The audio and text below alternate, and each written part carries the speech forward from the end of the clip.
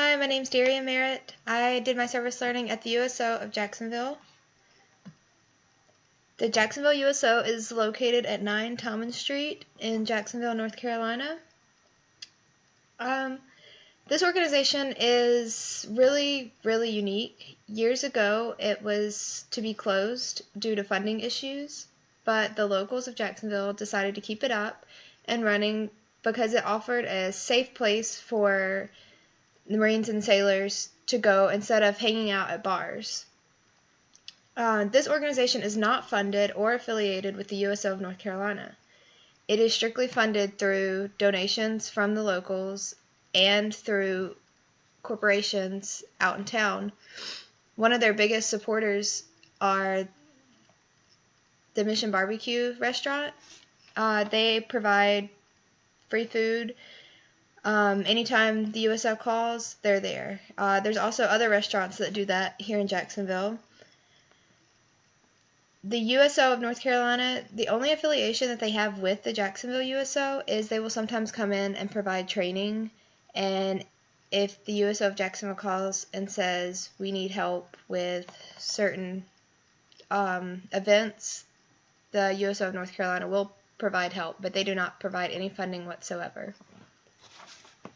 One thing to consider is if you ever do decide to donate to the USO, please just have a look at the USO of Jacksonville, simply because their only funding options are through the local citizens of Jacksonville. After celebrating 75 years of service, the USO of Jacksonville opened up a location at the Ellis J. Albert Airport to provide support for service members and their families while traveling. This is where I spent my shifts at. Inside the USO, the airport offers several resources. We provided food and beverages, internet access, computers, television. Occasionally, we would have some types of items for their uniforms. We had sewing kits, irons, so they could fix their uniforms before leaving. We provided toiletries, gel, toothbrush, toothpaste, razor, shaving cream, things like that, so that they could fix themselves before checking in, or different things like that. At the USO, my duties included the upkeep, cleaning, stocking, different things like that. But my favorite part was I was able to offer guidance to the different service members that came in.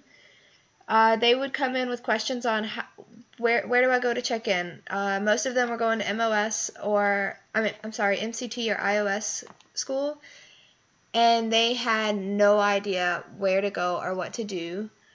We provided assistance with helping them get ready. Sometimes they would come in after a certain time and there was no need for them to change into their uniforms, so we would let them know that, which saved them a lot of time and a lot of frustration.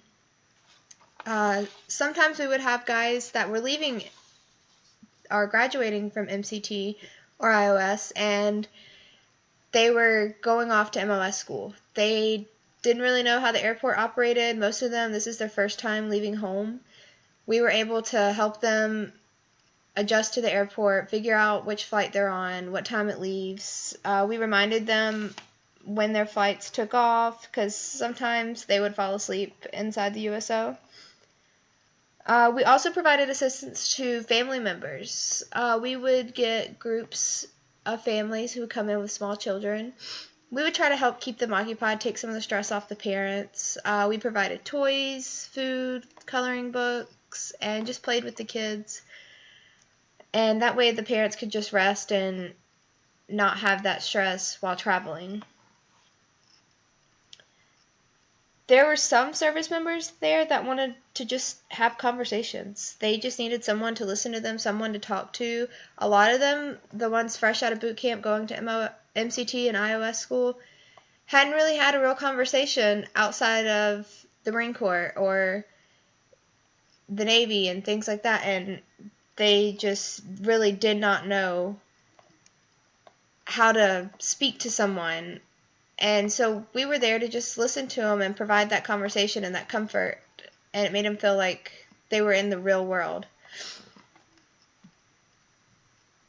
the different theories that I was able to attach to my service learning is resilience. Resilience was not only created for me in a leadership position, but it was also created for the service members who've never left home. They now are resilient and being comfortable and being able to go home and be an actual adult in the real world and taking responsibility for their own actions. Some examples of this are sometimes they would lose their baggage. It wasn't their fault, but they didn't have a uniform to check into. So that they had to learn how to go to their chain of command, tell them what happened, and then deal with that on their own time and their own level of care. But for me, resilience was created for me in a leadership position. I've never really taken a leadership role. I've always considered myself a follower. And the USO provided that leadership role for me. There was typically only one person a shift there. So that left all the duties on that one person, along with being there for the service members that came through. I was also able to tie in Erickson's theory of identity versus role confusion. There were several service members who had no clue how to identify themselves. One in particular stuck out to me. He assisted me with carrying some baggage outside, and we got to talking, and he just opened up about how he didn't know if he should call himself a Marine or not. And he really didn't have any idea where he stood. He said, just a couple months ago, I was sitting at home playing video games, and now I'm a part of something bigger than myself. And he's like, I don't really know how to identify myself. And so that was pretty cool to get to talk to him and talk him through what he was dealing with. Another theory that I was able to connect is the systems theory. The USO works in little parts. They have their main location out in Jacksonville, then we have the airport, and then they spread out to the different bases and provide assistance with units that were deploying, units that were returning home. They would provide birthday cakes to service members who had birthdays. They would decorate their rooms. Occasionally, the service members who were coming home from a deployment and they didn't have a family to welcome them home, the USO goes inside their barracks room and provides toiletries and snacks and different things like that to just let them know that there is someone thinking about them. That way they don't have to dig in their dirty, sandy bags just to find their toothbrush. We've already provided one on their bed. And all those little parts, they come together as a whole to provide one simple task, and that's to support and assist the service members and their families. And that is my service learning.